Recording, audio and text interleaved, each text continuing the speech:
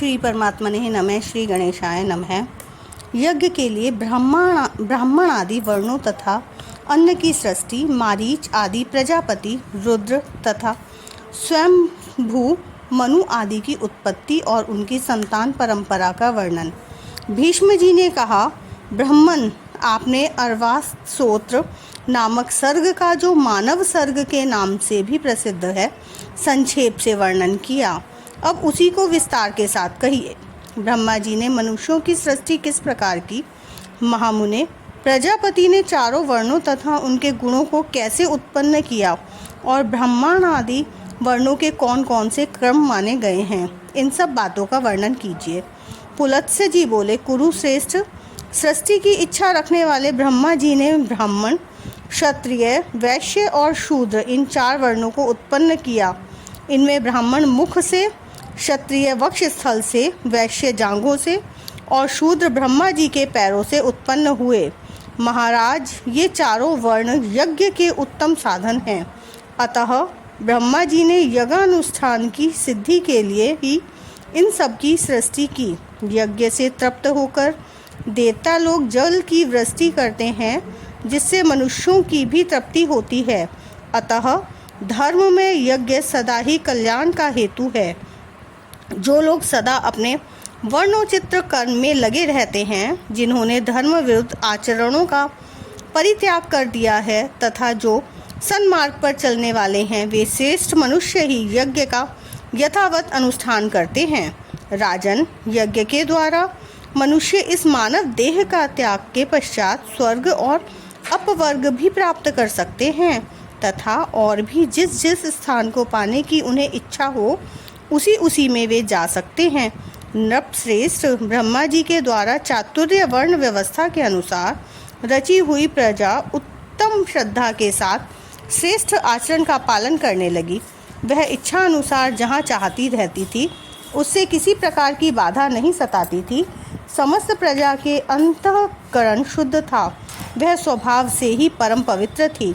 धर्मानुष्ठान के कारण उसकी पवित्रता और भी बढ़ गई थी। प्रजाओं के पवित्र अंतःकरण में भगवान श्री हरि का निवास होने के कारण शुद्ध ज्ञान प्राप्त होता था, जिससे सब लोग श्री हरि के परम ब्रह्म नामक परम पद का साक्षात्कार कर लेते थे। तदंतर प्रजा जीविका के साधन, उद्योग धंधे और खेती आदि का काम करने लगी।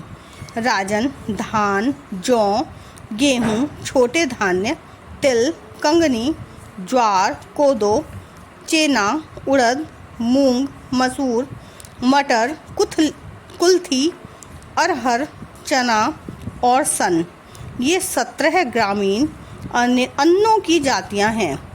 ग्रामीण और जंगली दोनों प्रकार के मिलाकर 14 अन्न यज्ञ के उपयोग में आने वाले माने गए हैं।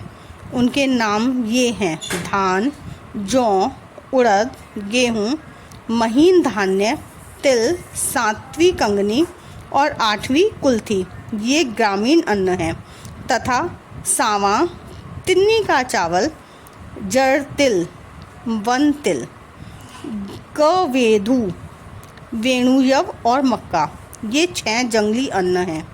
ये 14 अन्न यज्ञ अनुष्ठान की सामग्री हैं तथा यज्ञ ही इनकी उत्पत्ति का प्रधान हेतु है। यज्ञ के साथ ये अन्न प्रजा की उत्पत्ति और वृद्धि के परम कारण हैं। इसलिए इहलोक में और परलोक के ज्ञाता विद्वान पुरुष इन्हीं के द्वारा यज्ञों का अनुष्ठान करते रहते हैं। नृपश्रेष्ठ, प्रतिदिन किया जाने वाला यज्ञ अनुष्ठान मनुष्यों का परम उपकारक तथा उन्हें शांति प्रदान करने वाला होता है। कृषि आदि जीविका के साधनों के सिद्ध हो जाने पर प्रजापति ने प्रजा के स्थान और गुणों के अनुसार उन्हें धर्म मर्यादा की स्थापना की। फिर वर्ण और आश्रमों के पृथक पृथक धर्म निश्चित किए तथा स्वधर्म का भली भांति पालन करने वाले सभी वर्णों के लिए पुण्यमय लोकों की रचना की। योगियों को अमृत स्वरूप ब्रह्मधाम की प्राप्ति होती है, जो परम पद माना गया है। जो योगी सदा एकांत में रहकर यत्नपूर्वक ध्यान में लगे रहते हैं, उन्हें वह उत्कृष्ट पद प्राप्त होता है, जिसका ज्ञानी जन ही साक्षात्कार कर पाते हैं। तामिस्त्र, अंधतामिस्त्र, महारौरव, रौरव, घोर असीपत्रवन, कालसूत्र और अविचिमान आदि जो नरक हैं, वे वेदों की निंदा, यज्ञों का उच्छेदन तथा अपने धर्म का परित्याग करने वाले पुरुषों के स्थान बताए गए हैं। ब्रह्मा जी ने पहले मन के संकल्प से ही चराचर प्राणियों की सृष्टि की, किंतु जब इस प्रकार उनकी सारी प्रजा पुत्र पौत्र आदि के कर्म से अधिक न बढ़ सकी, तब उन्होंने अपने ही सदृश अन्य मानस पुत्रों को उत्पन्न किया। उनके नाम हैं भृगु, पुलह, क्रतु, अंगिरा, मारीचि, दक्ष, अत्रि और वशिष्ठ। पुराण में ये 9 ब्रह्मा निश्चित किए गए हैं।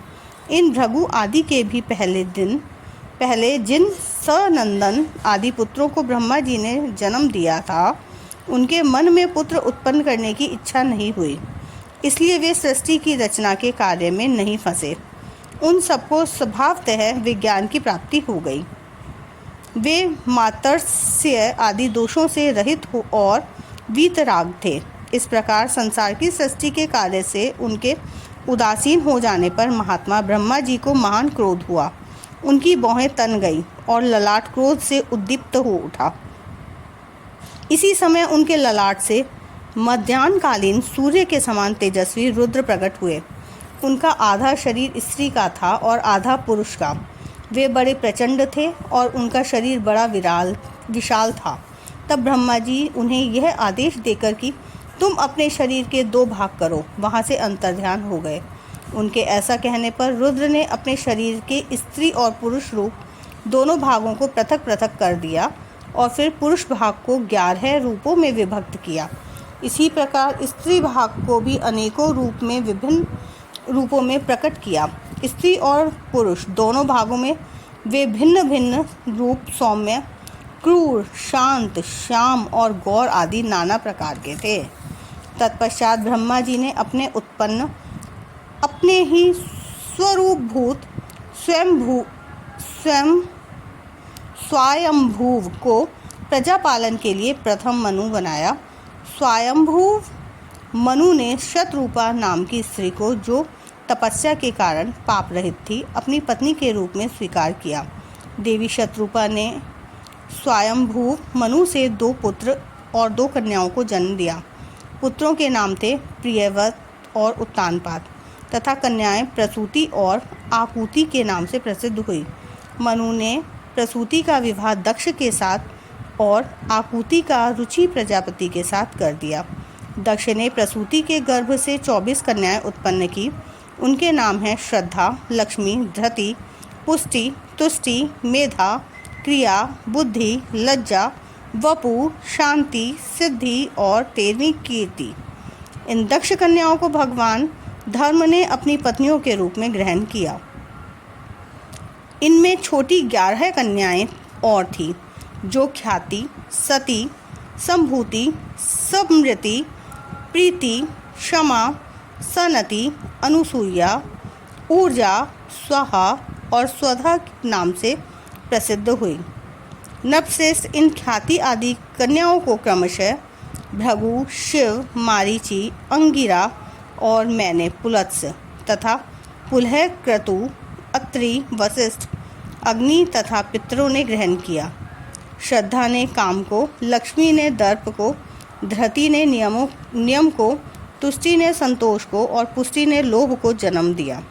मेधा ने श्रुत को, क्रिया ने दंड, नय ने और विनय को, बुद्धि ने बोध को, लज्जा ने विनय को, वपु ने अपने पुत्र, व्यवसाय को, शांति ने क्षेम को, सिद्धि ने सुख को और कीर्ति ने यश को उत्पन्न किया। ये ही धर्म के पुत्र हैं। काम से उसकी पत्नी नंदी ने हर्ष नामक पुत्र को जन्म दिया। यह धर्म का पौत्र था। भृगु की पत्नी ख्याति ने लक्ष्मी को जन्म दिया, जो देवादिदेव भगवान नारायण की पत्नी हैं। भगवान रुद्र ने दक्ष सुता सती को पत्नी रूप में ग्रहण किया, जिन्होंने अपने पिता पर खींच कर शरीर त्याग दिया। अधर्म की स्त्री का नाम हिंसा है। उससे अनत्र नामक पुत्र और निकृति नाम वाली कन्या की उत्पत्ति हुई। फिर उन दोनों ने भय और नरक नामक पुत्र और माया तथा वेदना नाम की कन्याओं को उत्पन्न किया। माया भय की और वेदना नरक की पत्नी हुई। उनमें से माया ने समस्त प्राणियों का संहार करने वाले मृत्यु नामक पुत्र को जन्म दिया और वेदना से नरक के अंश से दुख की उत्पत्ति हुई। फिर मृत्यु से व्याधि, जरा, शोक, तृष्णा और क्रोध का जन्म हुआ। ये सभी अधर्म स्वरूप हैं और दुखोत्तर नाम से प्रसिद्ध हैं। इनके ना कोई स्त्री है ना पुत्र। ये सब के सब नैष्टिक ब्रह्मचारी हैं। राजकुमार भीष्म ये ब्रह्मा जी के रौद्र रूप हैं और ये ही संसार के नित्य प्रलय में कारण होते हैं। जय श्री कृष्णा।